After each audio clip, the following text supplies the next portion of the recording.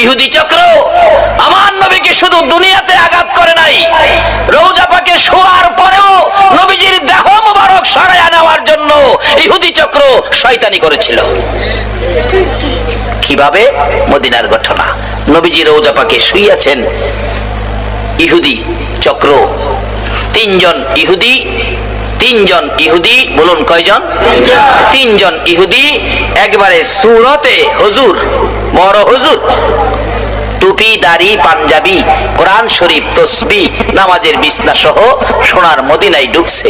মদিনায় ঢুকে একটা বাড়ি ভাড়া নিছে, নবীজির রওজার কাছাকাছি একটা বাড়ি ভাড়া নিছে।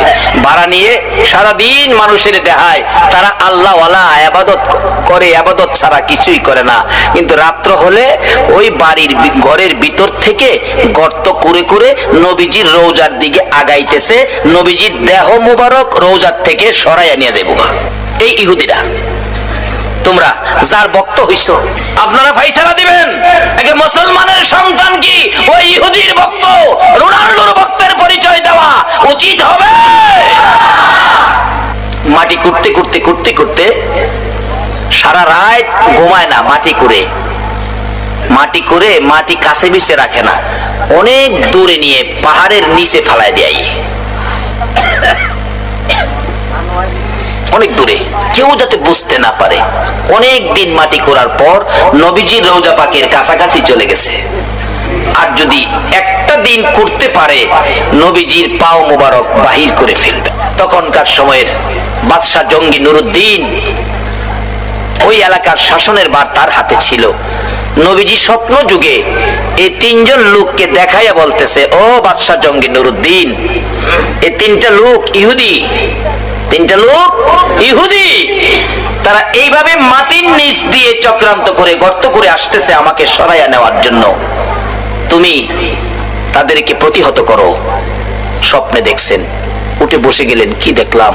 আবার শুয়ে গেছে, ঘুমিয়ে গেছে। নবীজি আবার ডাক দিলেন, কারণ কালকে সারাদিন সারা রাত মাটি করলে আমারে বের করে ফেলবে।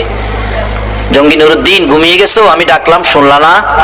এই তিনটা শয়তান, তিনটা দুশমন আমাকে সরিয়ে নেওয়ার জন্য মাটির নিচ দিয়ে গর্ত করে আসতেছে, তুমি তাদেরকে থামাও।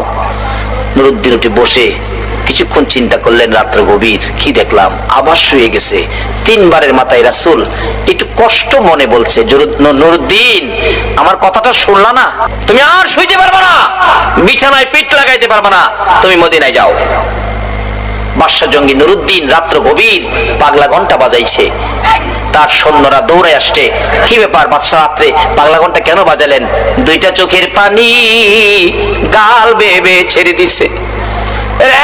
জঙ্গি নুরুদ্দিনের সৈন্যরা, রাসূল আমাকে ডাক দিয়েছে।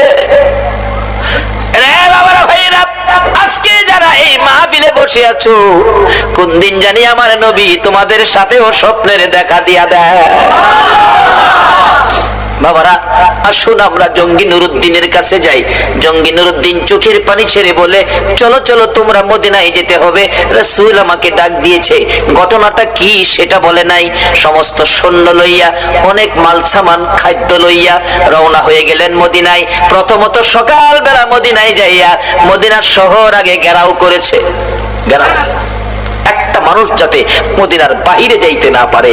বলুন, রাসূলকে নিয়ে যাবে, এটা কি সম্ভব? রাসূলের পক্ষে আছে কে? বলুন, রাসূলের পক্ষে আছে কে?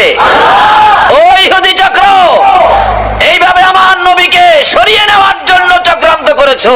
তোমরা ভাবছো রাসূলের কেউ নাই, আমার নবীর গার্জিয়ান হলো স্বয়ং আল্লাহ। জঙ্গি নুরুদ্দিন মদিনা ঘেরাও করছে। আগে একটা বাড়িতে আস্তানা করলেন, বসলেন, ডাকতেছেন যত মদিনার মানুষ আছেন, জাতি বিজাতি, বুড়া করা ধনী গরিব, সবাই আমার সাথে দেখা করে আমার কাছ থেকে সাহায্য নিতে হবে।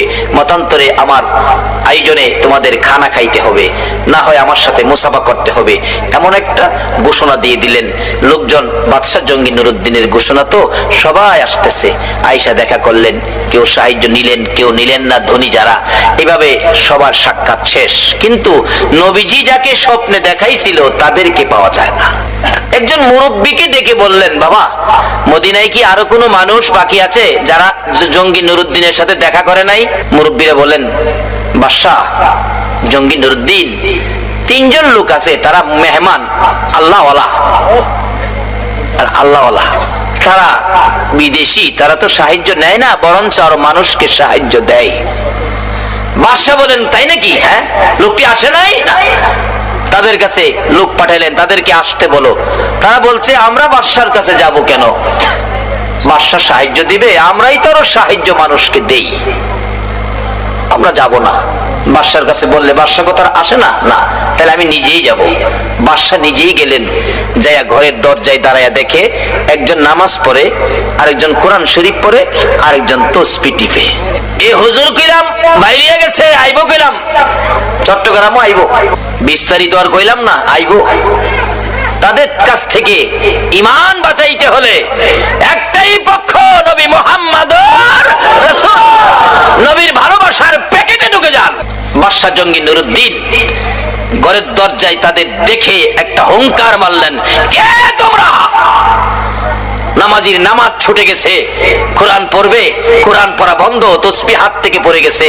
পিছনে তাকায়া দেখে বাদশা জঙ্গি নুরুদ্দিন, যাকে রাসূল নির্দেশ করেছে যাও। এবার চেহারা দেখে তারা বলছে, আমরা, তোমরা এখানে কি করো? বাদশার হুকুম মানলে না? আমরা ধনী মানুষ, মানুষকে সাহায্য দেই, বাদশার সাহায্য আমরা নেই না। বাদশা তাকিয়ে দেখে সাহায্য নিবে যেই 3টা সূরত নবী স্বপ্নে দেখাইছে, এই 3টাই তারা। সঙ্গে সঙ্গে সৈন্যদেরকে নির্দেশ দিলেন, তাদেরকে বাঁধো, হাত পাও বাঁধো। বাঁধলেন। তোমাদের দেশ কোথায়? আমরা সুদূর ইটালি আমাদের দেশ, আমরা ইহুদি বংশের জন্ম। কি করো? এখানে ইবাদত করি। ইবাদত করো। খাটের নিচে একটা চাটি, চাটিটা টান দিয়ে সরাইয়া দেখে বিরাট বড় গর্ত। বাদশা জঙ্গি নুরুদ্দিন গর্তের ভিতরে নামলেন। নাইমা যাইতে যাইতে যাইতে যাইতে দেখে একবারে নবীজির রওজা মোবারকের কাছে চলে গেছে। আর একটা দিন যদি গর্ত মাটি করতে পারতো, নবীজির পাও মোবারক বাহির করে ফেলতো। বাদশা জঙ্গি নুরুদ্দিন তাদেরকে উঠাইয়া ময়দানে নিয়ে প্রমাণ করলেন, এই যে দেখো নবীর দুশমন, সূরত কিন্তু হুজুর। সূরত কি? হুজুর। বাদশা জঙ্গি নুরুদ্দিন প্রমাণ করে দিলেন, এই যে দেখো নবীর দুশমন। আমার নবী স্বপ্ন যোগে বলেছে, বাদশা জঙ্গি নুরুদ্দিন এই 3টা লোক এইভাবে গর্ত করে আসতেছে, আমাকে সরিয়ে নেওয়ার জন্য তাদেরকে তুমি ধরো।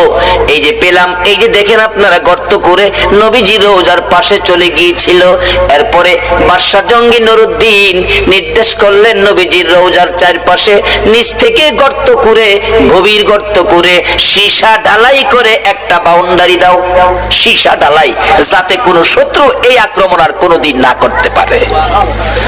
আমার আল্লাহ বলেন, বাদশা জঙ্গি নুরুদ্দিন রে, আমার বন্ধুর হেফাজতের জন্য তুমি সীসা ঢালাই করে দেওয়াল নির্মাণ করেছো। আমি আল্লাহ আজ থেকে কিয়ামত পর্যন্ত বন্ধুর হেফাজতে ফেরেশতা নিযুক্ত করে দিলাম।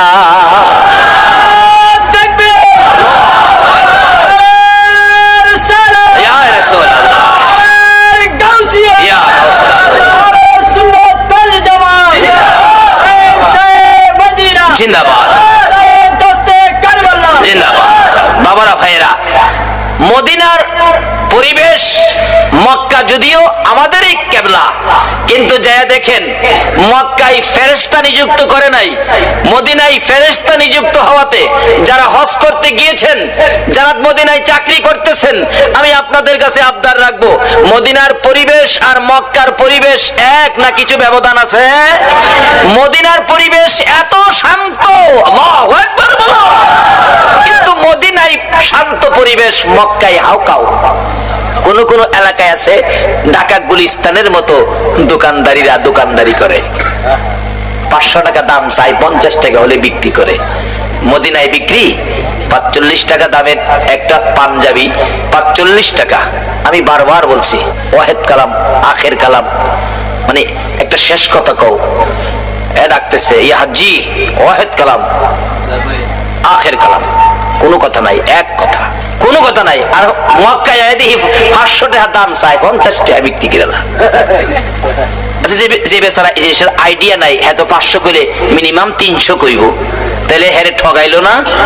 কিন্তু এই ঠগানের সুযোগ সোনার মদিনায় ওই 3 দুশমনকে 20 ফুট উঁচা করে লাকড়ি জমা করলো, 20 ফুট উঁচা করে লাকড়ির উপরে 3 নবীর দুশমনকে হাত পাও বাইদা উপরে রাখছে, নিচে দিয়া আগুন ধরাইছে। মদিনার হাজার হাজার মানুষ দেখছে নবীর দুশমনদেরকে এইভাবে আগুনে পুড়িয়ে ছাই ছাই করে দেওয়া হয়েছে। আমার আল্লাহ কয়, তোমাদের আগুনের পোড়া শেষ হয়েছে, আমার আগুনের পোড়া শেষ হয় নাই।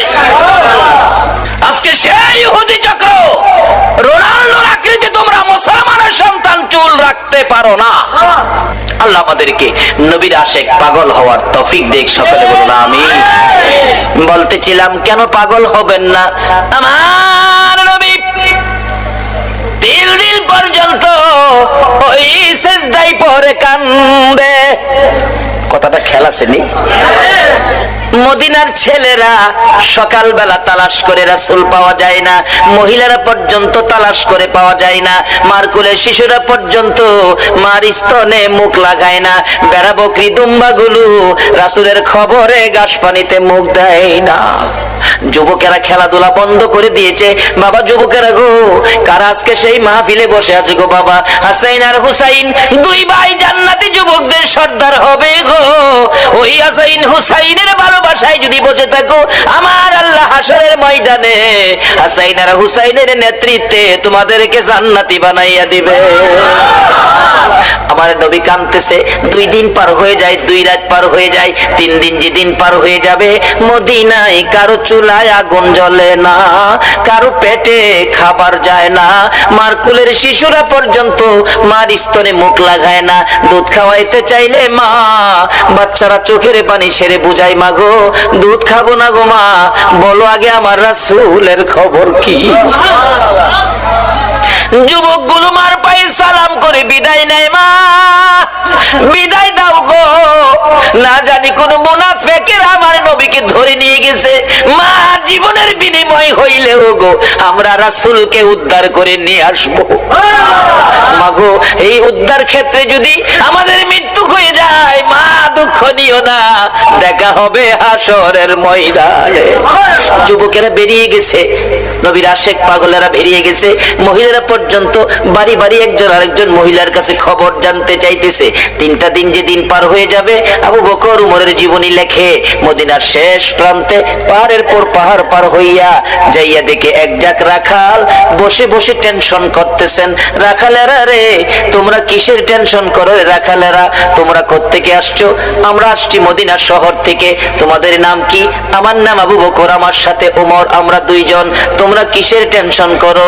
রাখালেরা রে, আমাদের টেনশন তোমরা শুনবানি। রাখালেরা বলেন, আমাদের টেনশনের উপর তোমাদের আবার কি টেনশন? রে রাখালেরা, আজকে 3টা দিন পার হয়ে যায় রে, আমাদের মায়ার নবী রে খুঁজে পাই না। তোমরা আমাদের মায়ার নবী, দয়ার নবীর খোঁজ খবর জানোনি? রাখালেরা বলেন, এরে আবু বকর ওমর, আমরা তো তোমাদের মায়ার নবী দয়ার নবী চিনি না, তবে আমরা যাকে নিয়ে টেনশন করতেছি আজকে 3টা দিন পার হয়ে যায় রে, একটা মায়ার মানুষ রে, একটা নূরের পুতুল রে, পূর্ণিমার চাঁদের মতো চেহারা, ওই পাহাড়টার নিচে আজকে 3টা দিন হলো সিজদায় পড়ে উম্মতি উম্মতি বলে কান্দে রে আবু বকর। ওই লোকটার দিকে তাকাইয়া আমাদের সকল রাখালের বেড়া বকরি দুম্বাগুলো এক নজরে তাকায়া তাকায়া কান্দে, ঘাস পানিতে মুখ দেয় না। আমরা টেনশনে আছি, এই বেড়া বকরি দুম্বা 3 দিন পার হয়ে গেল, না খায়া কত থাকবে, এখান থেকে নি সরিয়ে নেওয়া যায়। আমরা আঘাত করেছিলাম বেড়া বকরি দুম্বাগুলো সরিয়ে নেওয়ার জন্য। এরে আবু বকর ওমর, এত মার মারছি রে, কোন বেড়া বকরি দুম্বার চামড়া ফাইটা গেছে রে, তারা মার খাইতে রাজি রে, এই লোকটার কাছ থেকে যাইতে রাজি না। আবু বকর একটা চিৎকার মারছে, ওমর যার মায়ের বেড়া বকরি দুম্বা কান্দে রে, আমাদের রাসূল ছাড়া কেউ না। 2 জনে পাগল পাগল হয়ে করিয়া দৌড়াইয়া কাছে যাইয়া দেখে আমার নবী সেজদায় পড়ে 3টা দিন পার হয়ে গেছে, 2টা রাত্র পার হয়ে গেছে। আমার নবীর ঘুম নাই, খাবার নাই, বিছানা নাই, এক সেজদায় 3 দিন। বলুন কার মায়ায় নবী কান্দে?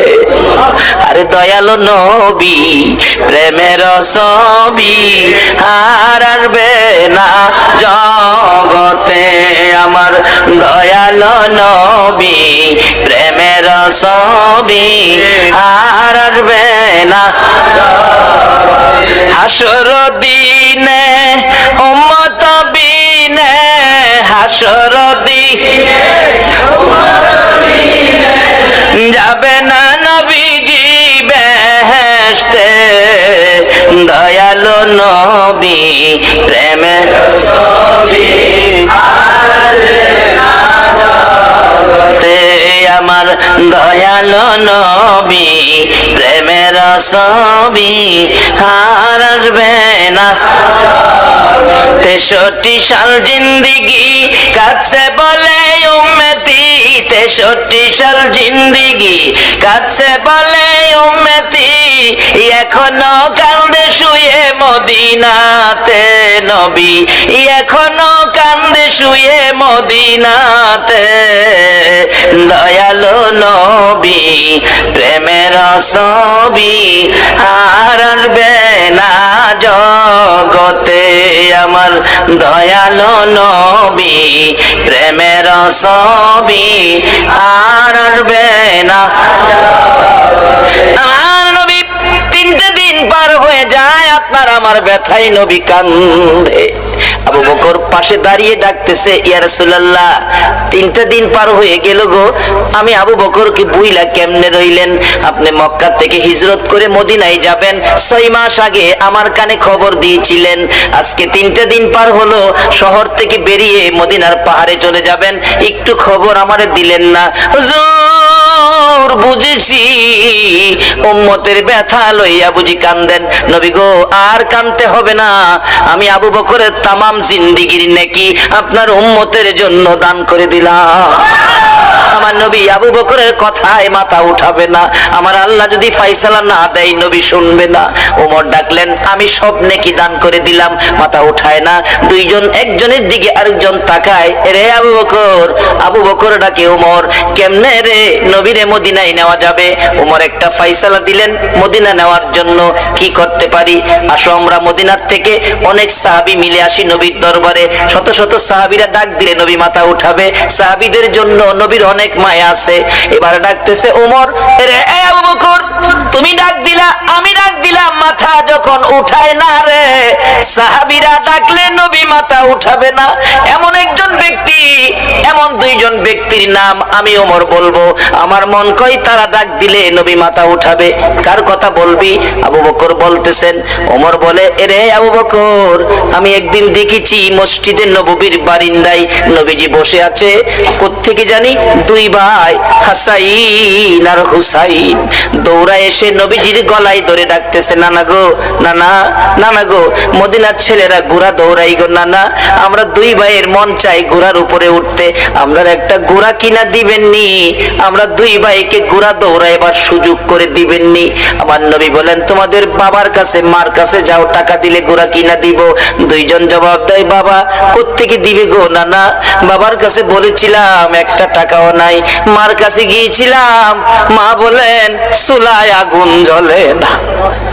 নানা তুমি দিবানি একটা ঘোড়া কিনা, আমরা 2 ভাইয়ের ঘোড়া দৌড়ানির স্বাদ মিঠাইয়া দিবানি। আবু বকর ডাকতেছেন, ওমর তুমি কি দেখেছো? ওমর বলেন, আমি মসজিদে নববীর বারিন্দার পাশে দাঁড়িয়েছিলাম, আমি দেখি আমার নবী নাতিদয়কে খুশি করার জন্য বারিন্দায় হামাগুড়ি দিলে ঘোড়ার মতো হইলে 2 ভাই নবীজির পিঠ মোবারকে চড়ে বসছে। আমার নবী ঘোড়ার মতো অভিনয় করে এদিকে যায় ওদিকে যায়, আবার ডাকতেছে, হাসাইন হুসাইন বলো তোমাদের ঘোড়া দৌড়াইবার স্বাদ মিটছিনি? আবু বকর আমি ওমর দেখেছি মুস্কি মুস্কি হাসতেছিলাম এই ঘটনা দেখে। আমার নবী প্রশ্ন করে, এরে ওমর হাসতেছো কেন? হুজুর হাসি কি ভাগ্য, হাসাইন হুসাইন কত দামি ঘোড়ার উপর সওয়ার হয়েছে। আমার নবী চোখের পানি ছেড়ে দিলেন, এরে ওমর শুধু দামি ঘোড়াটাই দেখলা তুমি, যারা ঘোড়ার পৃষ্ঠে বসেছে তারা কত দামি তুমি দেখলা না? আমার নবী এত আদর করতেন হাসাইন আর হুসাইনকে। এমনি সময় উমর ফারুক ডাকতেছে, আমি দেখেছি নবী দুই নাতির দুই গালে চুমাইতেছে। খুশি হইছো নি নাতি? তোমরা দুইজন ঘোড়া দৌড়ানোর স্বাদ মিটছেনি। ও আবু বকর, আমার মন কয় এই দুই নাতি হাসাইন হুসাইন যদি না না না না কইয়া ডাকে রে, আমার নবী সব ভুলে যাবে। না না না ডাকে জবাব দিয়ে মাথা উঠাবেন। মদিনায় চলে গেলেন, খবর পৌঁছে দিলেন আলীর কাছে। আলী রে, পাওয়া গেছে রে নবী রে। নবী উম্মতের মায়ায় কান্দে, মাথা উঠায় না। কার মায়ায় কান্দে? কার মায়ায়? কিন্তু আমরা কি করলাম নবীর জন্য? আমরা কি করলাম? আজকে থেকে একটা আদর্শ বাড়িতে নেন, তাহলে নবীর কান্না সার্থক, আমাদের জীবন ধন্য। বাবারা, রাত 2 ঘন্টা হয়ে গেছে, কষ্ট হইতেছে আপনাদের? মাপ পাবেন কিভাবে? স্বপ্নে দেখবেন কিভাবে? এটাই হবে আমার শেষ কথা। যাইতেছি পিছনে। দুইজন খুশি করার জন্য নবী এই অভিনয়টুকুন করেছেন। ওমর বলেন, এই দুইজনে ডাকলে শুনবো। হযরত আলী বাড়ির ভিতরে খবর দিলেন, ফাতেমা 3 দিন পর্যন্ত কাঁদছো, আর কাঁদতে হবে না। খবর পাইছো? বাবারে পাওয়া গেছে। হাসাইন হুসাইন না গেলে আসবে না। উম্মতের জন্য নবী কাঁদতেছে। মা ফাতেমা 2টা সন্তান লইয়া গো বাবার মাথার পাশে হাজির। ফাতেমা 2টা হাত বাড়াইছে, মাবুদ গো আমার এতিম বাবা আর কত কাঁদবে উম্মতের জন্য। বাবা কাঁদতে হবে না, উম্মতের ব্যথায় 3 দিন পর্যন্ত কাঁদলা গো বাবা। আমি ফাতেমা রে, ও তুমি ভুইলা গেছো গো। সমস্ত পৃথিবীর মানুষ বলতে পারো গো বাবা, আমি ফাতেমারে তো ভুলার কথা না গো বাবা।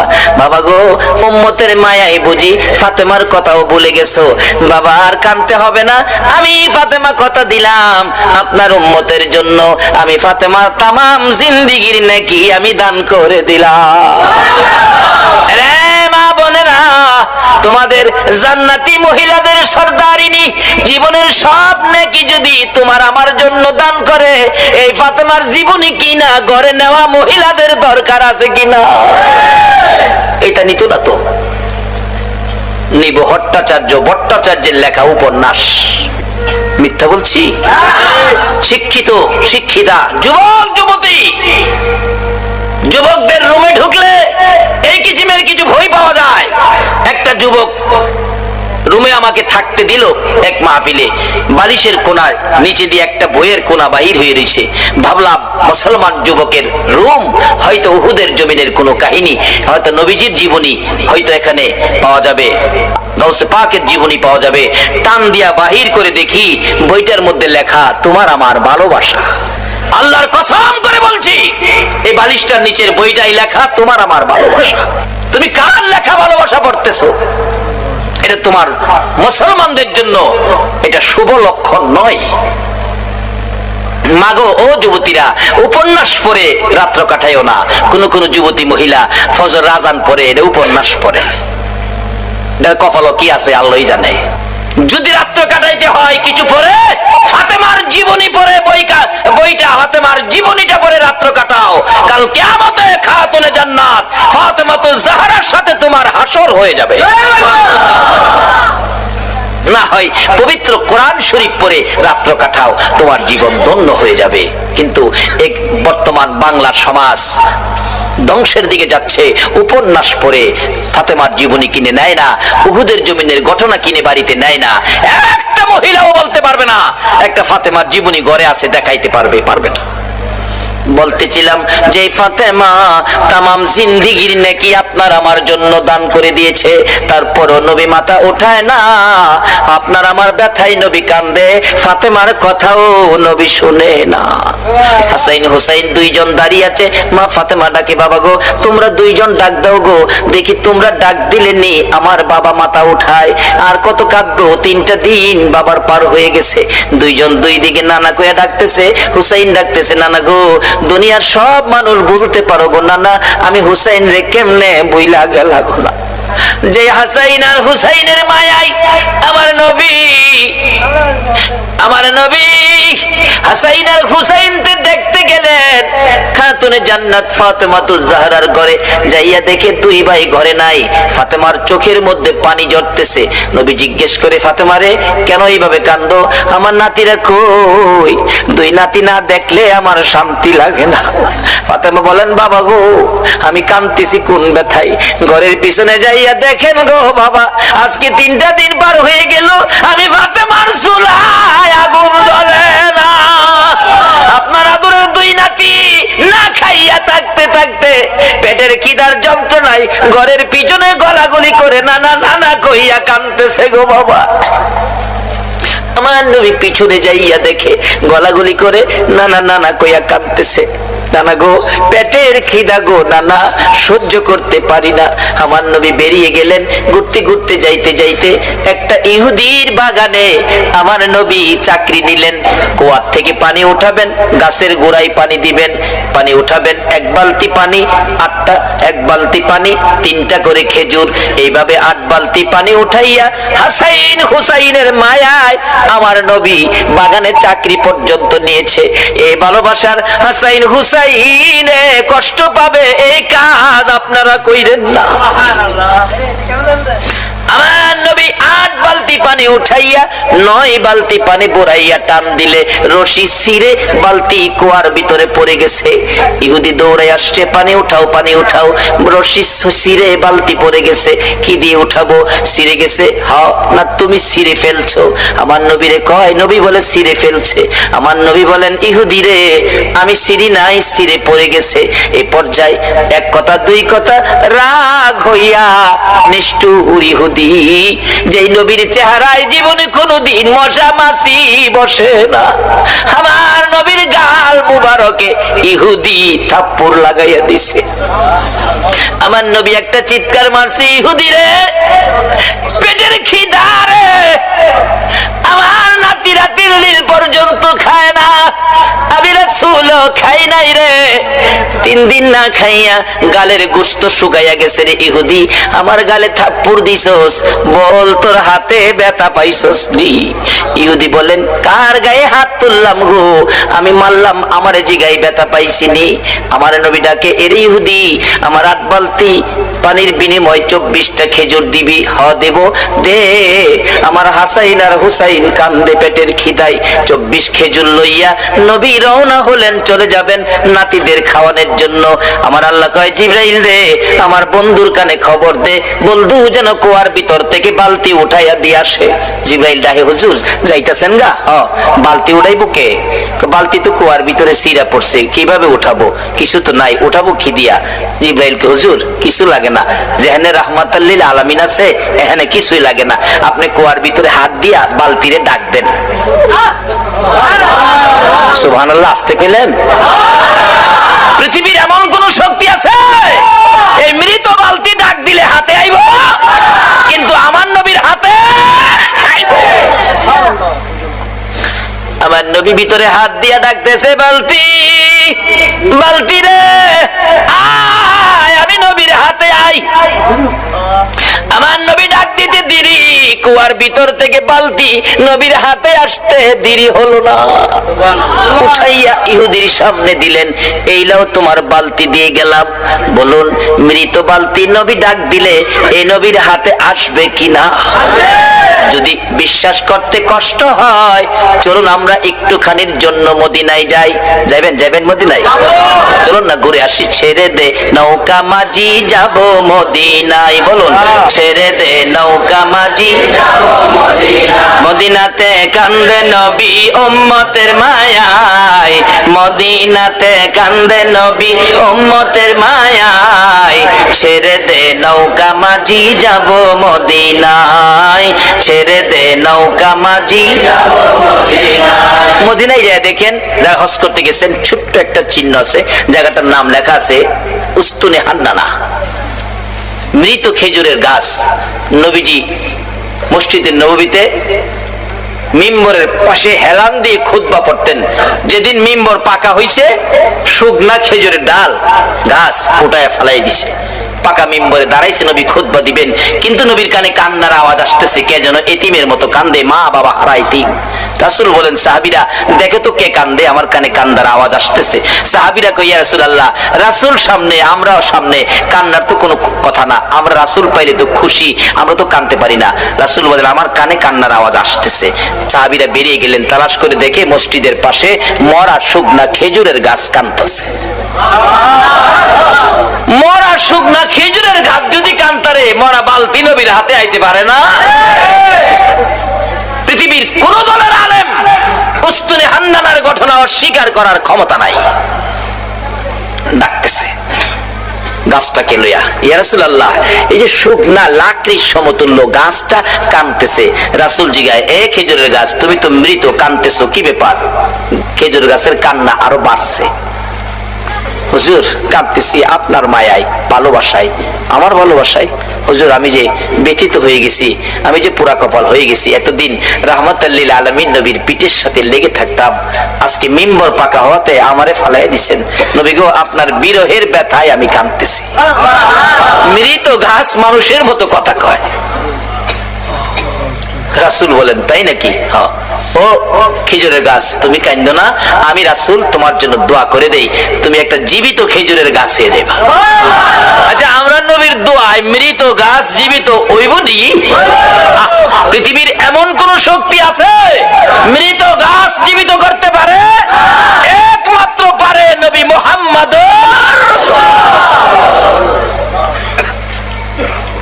সে নবীর ভালোবাসায় আপনারা বসে আছেন, দাবি তো দুইটা, গুনাহ মাফ নেবেন, নবীকে স্বপ্নে দেখবেন, কিভাবে? শেষ কথা আসতেছি সামনে।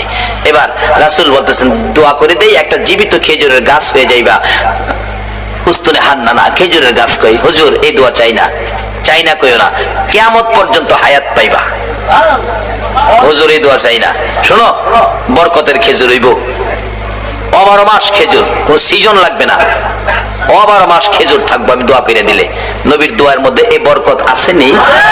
আল্লাহু আকবার, কি যে বরকত, কত যে কাহিনী বরকতের, অন্যদিন বলবো।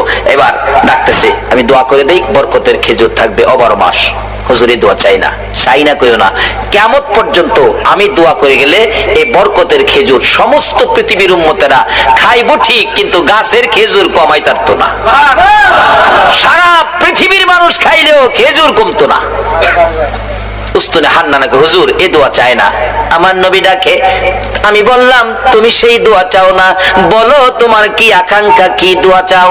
উস্তুনে হান্নানা ডাকে, হুজুর আমি একটা দাবি করব গো, আমি কিয়ামত পর্যন্ত হায়াত চাই না, মৃত গাছ জীবিত হইতে চাই না, সারা উম্মত খাইবে খেজুর বরকত, এটাও আমি চাই না। আমি চাই আপনি নবী যেই জান্নাতে থাকবেন গো নবী, ওই জান্নাতের বিছানাটার পাশে একটা খেজুরের গাছ হইয়া আপনি নবীকে সারা জীবন আমি দেখতে চাই।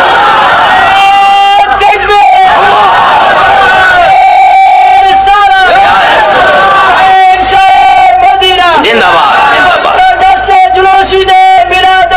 জিন্দাবাদ,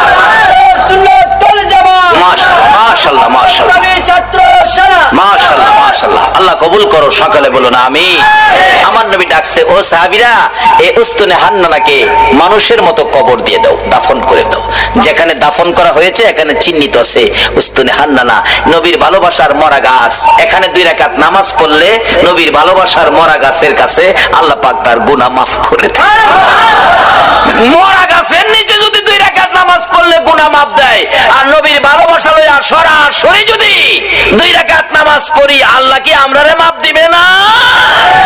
মাফের জন্য নামাজটা অনেক উপকার করে, কিন্তু নামাজে তো আমরা যাই না। দয়ার নবী, মায়ার নবী, উম্মতের দরদি নবী, উম্মতের ব্যথায় পতিত নবী সেজদায় পড়ে আছে, নবী মাথা উঠায় না। হাসাইন হুসাইন দুই ভাই মিলে ডাকতেছে, নানা গো আমরা দুই ভাইরে কেমনে বুইলা গেলা গো নানা, যে দুই ভাইয়ের জন্য নবীর কত মায়া ছিলেন। ইহুদি ডাকতেছে, হুজুর বালতি উঠাইলেন আপনি, কে আপনি, পরিচয় কি? কুয়ার ভিতর থেকে বালতি হাতে ডাক দিলে আপনার হাতে আসে। আমার নবী বলে, রে ইহুদি বালতি বুইজা রাখ, আমার নাতিরা কান্দে, আমি দেরি করতে পারি না।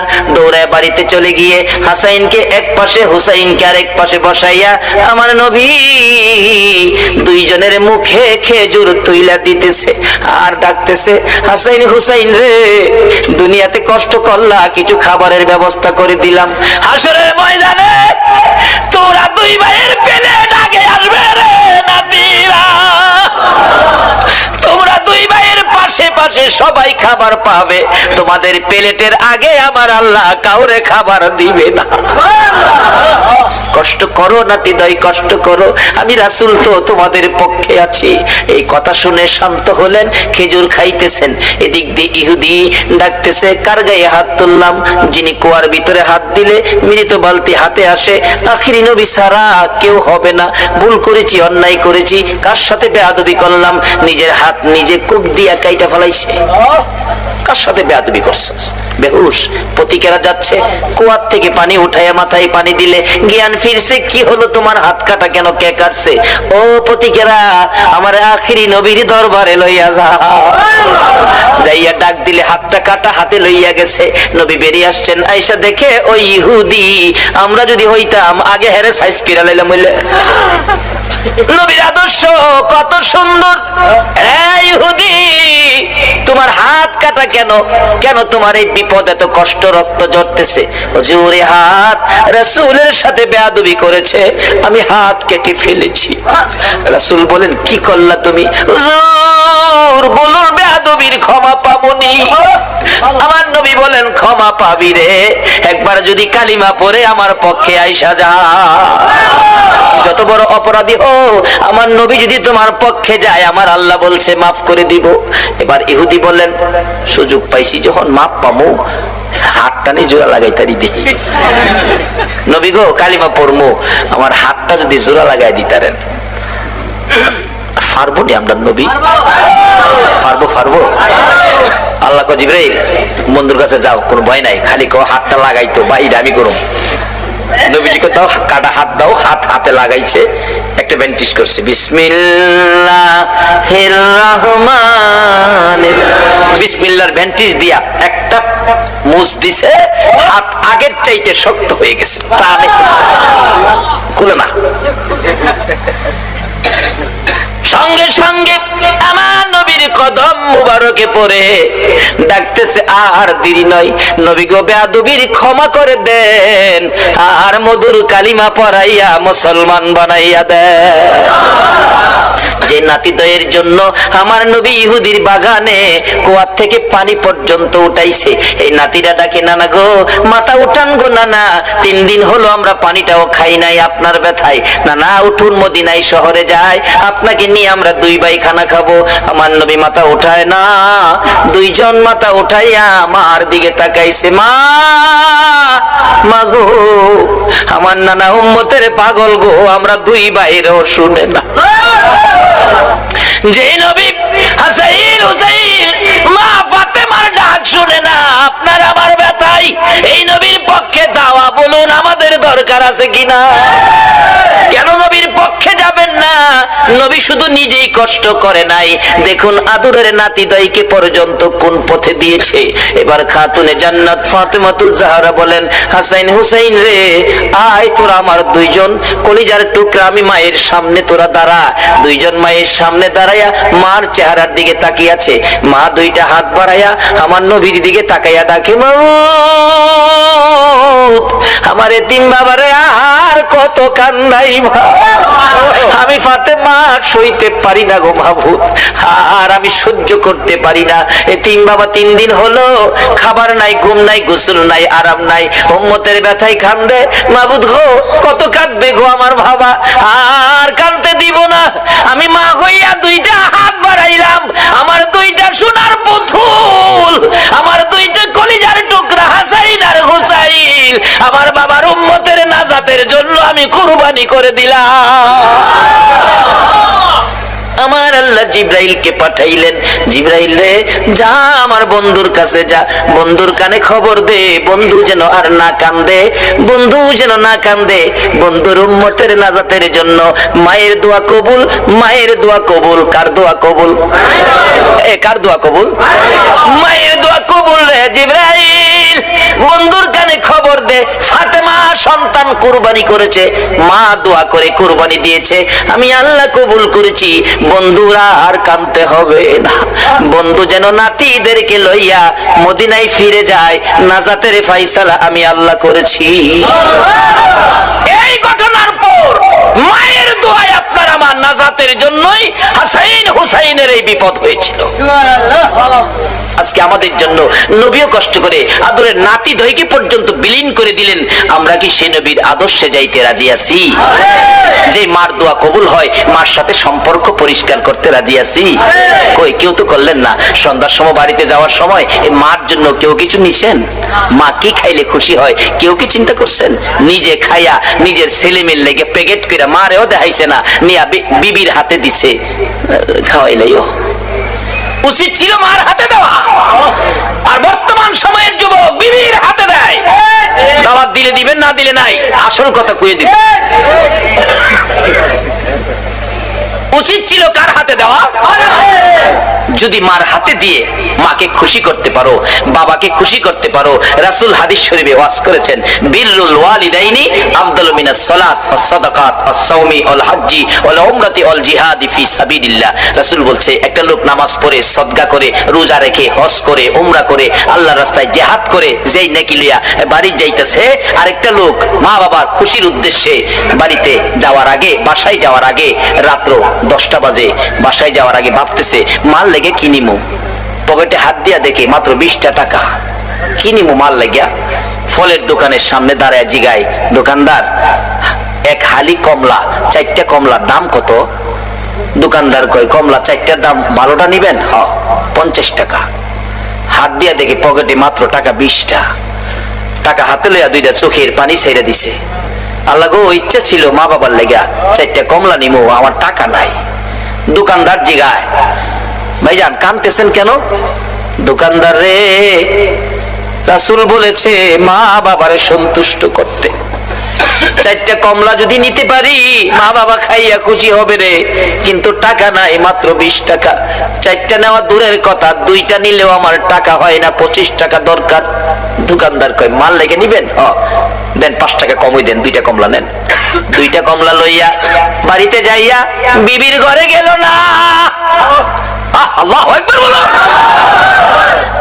বিবি বাচ্চা যেই ঘরে থাকে সেই ঘরে গেল না, মা বাবার রুমের দরজায় ছোট্ট করে ডাক দিছে, মা গো মা। বলুন ডাক যত ছোট্টই হয়, সন্তান বাড়িতে না আসা পর্যন্ত একটা মানুষ আছে গো, ঘুমায় না। বলুন এই মানুষটাকে। মার ঘরের দরজায় দাঁড়ায় ছোট্ট করে ডাক দিলেন, মা, মা গো ঘুমিয়ে গেছো গো মা। চট করে মা জবাব দিলেন, বাবা ফারুক আইছো? ও বাবা আইছি। দরজাটা খুলো। খুললেন, মা বেশি খাওয়ান দরকার তোমরা 2 জনকে, পয়সা নাই গো মা, 4টাও আনতে পারি নাই, 2টা কমলা আনছি, তুমি একটা আর আমার বাবা একটা, 2 জনে খাইও গো মা। মা বাবা বলুন খুশি হবে না বেজার হবে? আমার নবী বলেছেন উম্মতের আরে 2টা কমলা মা বাবার হাতে দিয়ে যা খুশি করেছো, এর বিনিময় ওই লোকটা নামাজ পড়ে, সদকা করে, রোজা রেখে, হজ করে, উমরা করে, আল্লাহর রাস্তায় জিহাদ করে যেই নাকি লইয়া বাড়িতে গেল, মা বাবার খুশির উদ্দেশ্যে 2টা কমলা হাতে দিয়ে খুশি করে, তোমার আমল নামায় এর চেয়ে বেশি নাকি তুমি পায়া গেলা। এই মা বাবার পক্ষে থাকবেন, মা বাবার মনে কষ্ট এই ব্যবহার কোনোদিন করবেন না, এই অনুরোধ আপনাদের প্রতি রইল। আসুন, হুসাইনের এই কষ্ট, হুসাইন আমাদের জন্য দোয়া মা করেছে, আমরার উম্মতের ফায়সালার জন্য হাসাইন হুসাইন জীবন দিয়েছে। হুসাইন জহর খায়া, বিষ খায়া হুসাইনকে দুনিয়া থেকে বিদায় করলো। হাসাইনকে বিষ খাওয়ায়া বিদায় করলো। হুসাইনকে কারবালায় এই মহরমের চাঁদে নির্মম ভাবে এই যদি সৈন্যরা কলিজা ছিদ্র করে মাথা কেটে দামেস্কের দিকে নিয়ে গেল, আর মাথাবিহীন দেহ কারবালার জমিনে 6 মাসের শিশু আলী আসগর পাশে দাফন করে দিয়েছে। আজকে সেই কারবালার মাস মুসলমানদের জন্য ব্যথায় ব্যতীতের মাস। আমরা হুসাইনের ভালোবাসা দেব, রাসূলকে স্বপ্নে দেখব, আর আল্লাহ আল্লাহ রাসূল খুশি হবে আওলাদে রাসূলের পক্ষে গেলে। আমি আগেই বলেছিলাম দোয়া কবুল হবে। আমাদের 2টা দাবি ছিল, যেই আব্দুল্লাহ নামের ব্যক্তি আওলাদে রাসূলের ভালোবাসায় হজের টাকা দিলে মক্কার হজ, মদিনার হজ আল্লাহ ইরাকে পাঠিয়ে দিলেন। আজকে আমাদের 2টা দাবি অবশ্যই কবুল করবে যারা নবীর পক্ষে, নবীর আওলাদের ভালোবাসায় এই পর্যন্ত বসে আছেন। আল্লাহ আমাদেরকে কবুল করে 2টা দাবি পুরা করুক। একটা হলো গুনাহ মাফ, একটা হলো নবীজিকে স্বপ্নে দেখার। নবীকে স্বপ্নে না, কোন কোন ব্যক্তি বাস্তবেও দেখে। ইমাম গাজ্জালী সাহেব রাহমাতুল্লাহ আলাইহির জীবনী, উনি 100 আল্লাহওয়ালা, 100 আল্লাহর ওলি লইয়া সোনার মদিনায় রওজা পাকের পাশে বসায়া গাজ্জালী সাহেব ডাকতেছে, ইয়া রাসূলুল্লাহ 100 ওলি লই আইছি আপনার লগে দেখা করবার লাগিয়া। আমরা খাইতে আসি নাই নবী গো, খাইতে আইছি না, শুধু আপনার সাথে একটু দেখা করাবার লাগে। দেখা যদি না দেন আমি ইমাম গাজ্জালীর ইজ্জত থাকে না। এভাবে ডাকতে ডাকতে ডাকতে ডাকতে দেখি আমার নবী হঠাৎ করে রওজা পাকের মাঝখান দিয়ে এই পর্যন্ত হাত মোবারক বাহির করে দিয়েছে। সরাসরি নবীর হাত মোবারকে মুসাফা করে চুমা খায়া বিদায় হলো। আজকে আল্লাহ গো, আমি দাবি 2টা উঠাইছি, জীবনের গুনাহ মাফ, নবীজিকে স্বপ্নে, বাস্তবে না। আমরা বাস্তবের উপযুক্ত হয়তো আমরা হইতে পারছি না, স্বপ্নে হইলেও এই কমিটির ভাইদেরকে সহ, এই মাহফিলের সকল উপস্থিতি মা বোনদেরকে সহ একটা দিন ঘুমের ঘরে নবীজিকে স্বপ্নে দেখায় আমাদের কলিজা ঠান্ডা করে। আসুন, সেই গুনাহ মাফের আশায়, নবীকে স্বপ্নে দেখার আশায় একটু দরুদ ও সালাম মদিনা পাঠাইয়া আমরা দোয়া করি, ইয়া নবী সালাম আলাইকা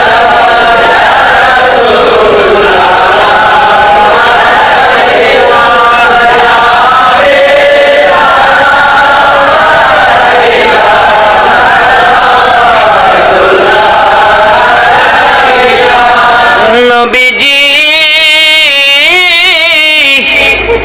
ওগো দয়াল নবীজি,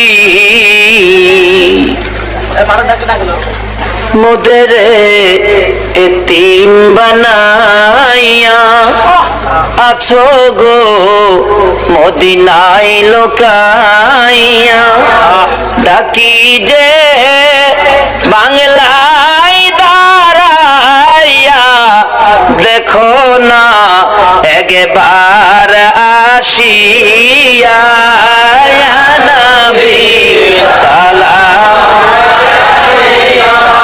ইয়া রাসূল সালাম আলাইকা, ইয়া হাবিব সালাওয়াতুল্লাহ। खल्क ने सबसे पहले अपना नूर बनाया, उस नूरे अनवर पे लाखों सलाम। मुस्तफा जाने रहमत सलाम, शमे बज में हिदायत गौसे आजम इमामतो का वन्नु का, गौसे आजम इमामतो का वन्नु का, जनवाए शाने कुदरत पहला को सलाम। मुस्तफा जाने रहमत पहला को सलाम, शमे बज में हिदायत पहला आता ये रसूल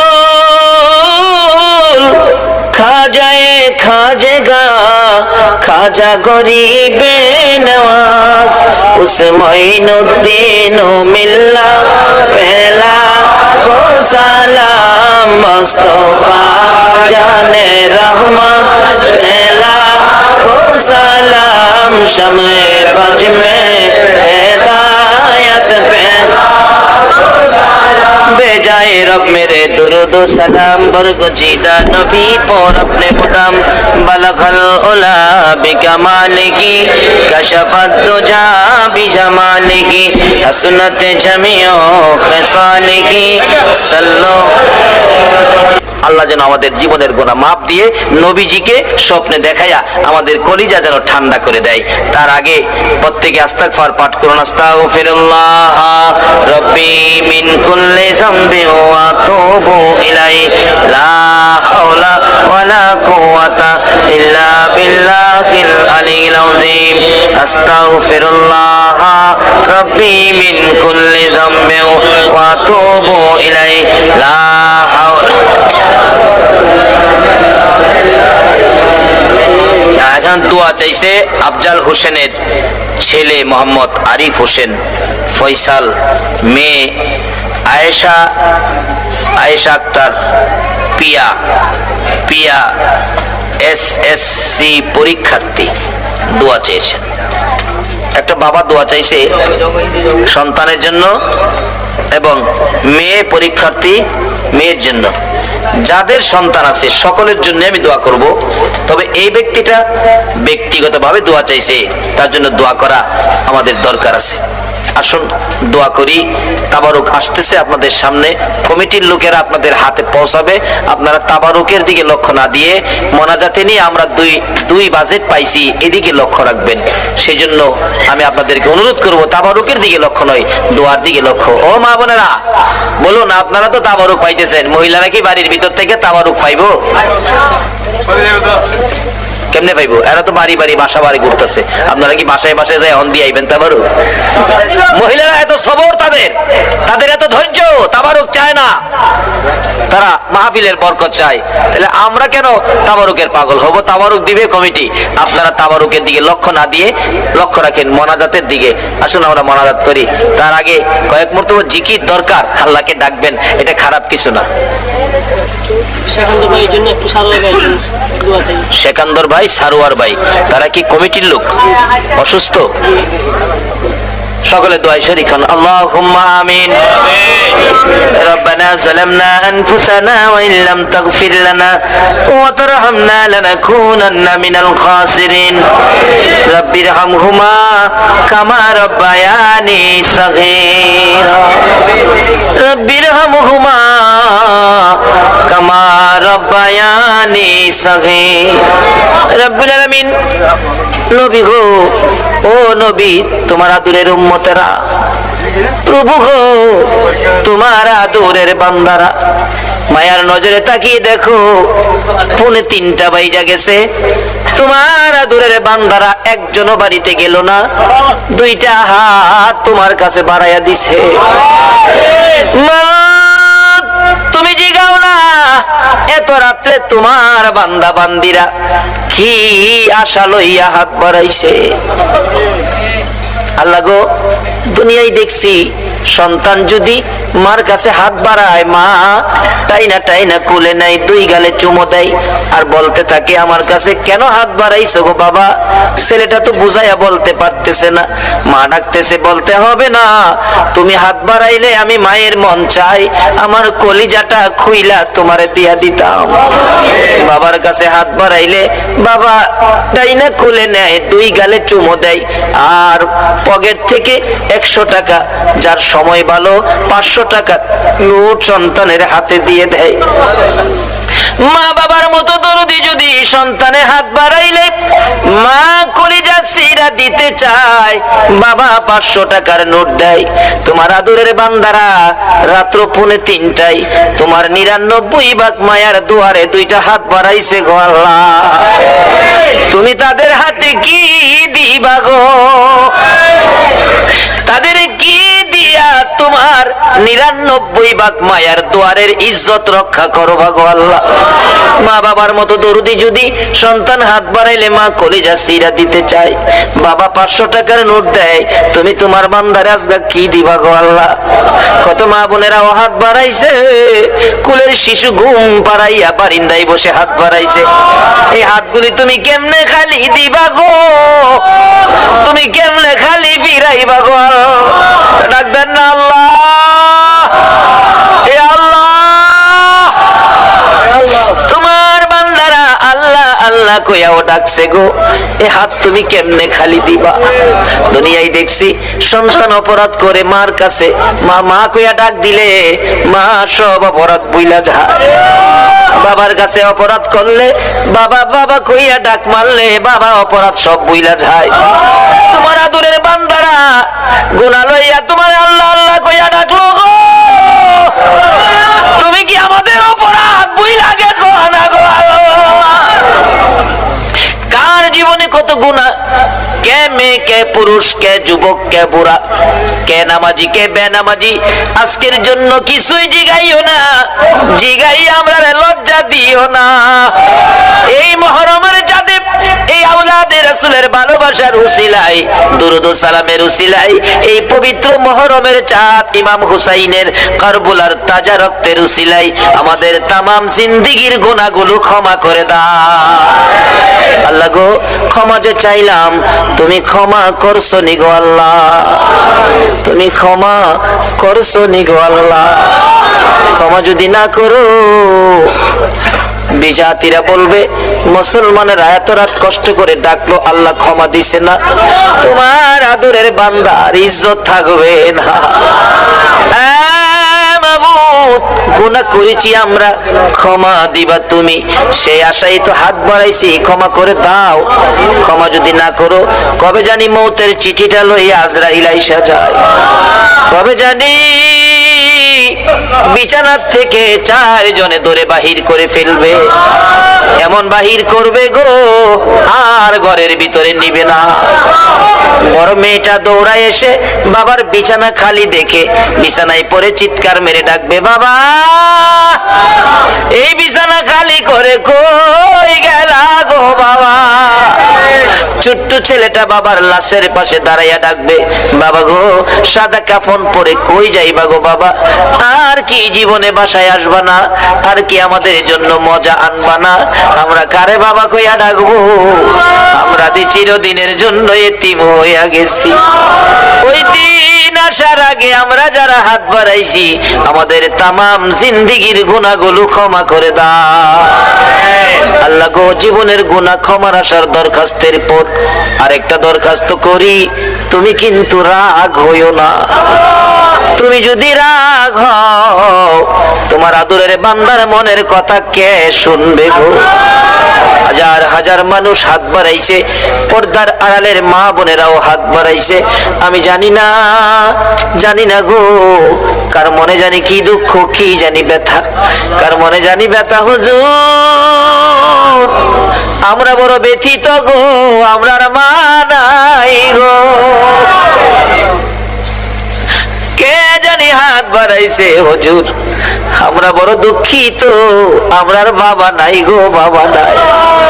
কে জানি হাত বাড়াইছে, হুজুর কেউর বাবা আছে মা নাই, কারো আবার মা আছে বাবা নাই। আমরা কিছু দুঃখী আছি, আমরার মা নাই, বাবা নাই। এই অভাবের অভাবী যারা হাত বাড়াইছে গো আল্লাহ, এই হাতগুলি দেখলে তোমার মায়া লাগেনি, তোমার দয়া লাগেনি? এই মাহফিলের উসিলায় ওই সকল মা বাবার কবর জান্নাতের বাগান বানাইয়া দাও মাবুদ গো। আমার কথা বাবার কথা সন্তানেরা কেমনে বলবো গো আল্লাহ? বাবার কথা কেমনে বলবো গো? যেই বাবা সন্তানের কত মায়া করতো।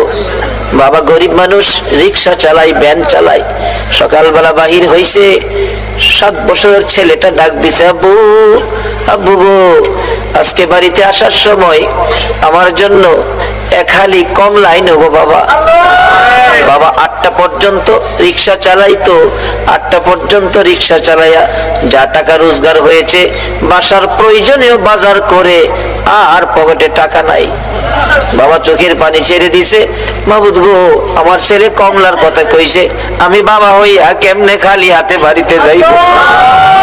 8টা বাজে রিক্সা বন্ধ করতো, আজকা বন্ধ করে নাই, আরো 4 ঘন্টা রিক্সা চালাইছে সন্তানের কমলা নেওয়ার জন্য। 4 ঘন্টা রিক্সা চালাইয়া আরো 50 টাকা রোজগার হয়েছে। 4টা কমলা কিনে 12টার দিকে বাড়িতে গেছে, যাইয়া দেখে সব ঘুমিয়ে রইছে। ডাক দিছে দরজা খোলো, বিবি দরজা খুলেছে। আমার কমলা খাওয়াই না কই গো? আমি কমলা আনছি, 4 ঘন্টা রিক্সা চালাইছি। যেই বাবা সন্তানের কমলার জন্য 4 ঘন্টা রিক্সা চালায় রে, এই দরদি বাবা কার জানি দুনিয়ায় নাই। ওই মা জানি কার দুনিয়ায় নাই গো, যে মা সন্তান কোথাও গেলে মা পিছে পিছে রাস্তা পর্যন্ত যাইতো। রাস্তার কিনারে দাঁড়াইয়া রইছে, সন্তান রিকশায় উঠে গেছে। 1 কিলোমিটার রাস্তা চলে গেছে, ছেলেটা পিছনে তাকায়, মা কি করে দেখবে? তাকাইয়া দেখে মা দরদি রাস্তার কিনারে এতিমের মতো দাঁড়াইয়া রইছে। দূর থেকে রিকশায় বসে ছেলেটা হাতে ইশারা দিয়ে বলছে, মা গো মা তুমি বাসায় চলে যাও গো মা, বাসায় চলে যাও।